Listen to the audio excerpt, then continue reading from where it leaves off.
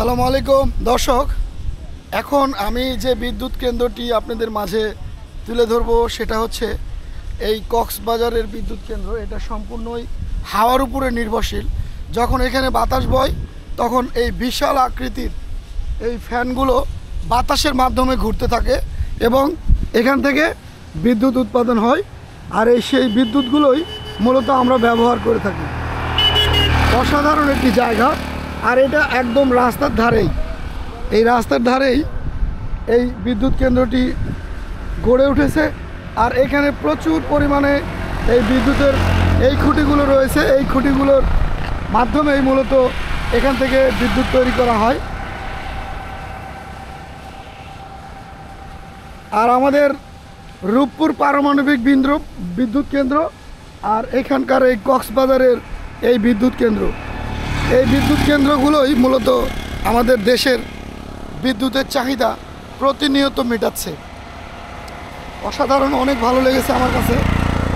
দুপাশে সারি সারি এই বিদ্যুতের এই উৎপাদন খুঁটিগুলো রয়েছে, ফ্যানের মাধ্যমে এগুলো ঘুরতেছে আর এখান থেকে বিদ্যুৎ তৈরি হইতেছে।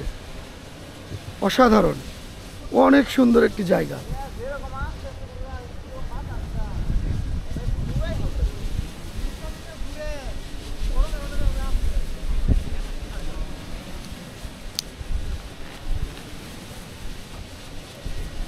এখানে একটি শব্দ হচ্ছে, এই শব্দটাও আমরা অনুভব করতে পারতেছি।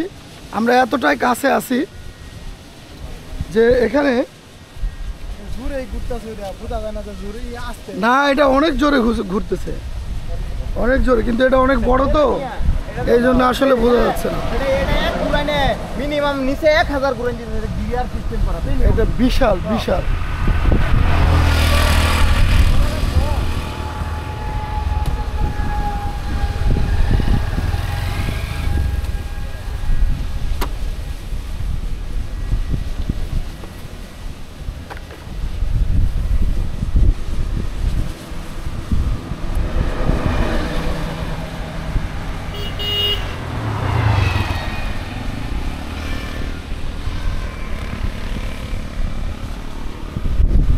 এটা বিশাল ছিল, বিশাল বিশাল, এক কথায় অসাধারণ।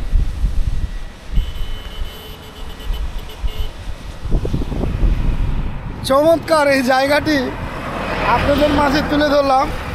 আমার মাথার উপরে কৃষ্ণচূড়ার গাছ, সব মিলিয়ে একদম অসাধারণ, পুরো প্যাকেজ হয়ে গেছে এই জায়গাটি।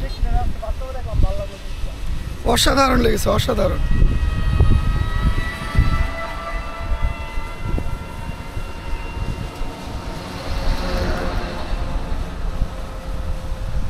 এই যে ভিডিওটা খাবো, এটা কয়টা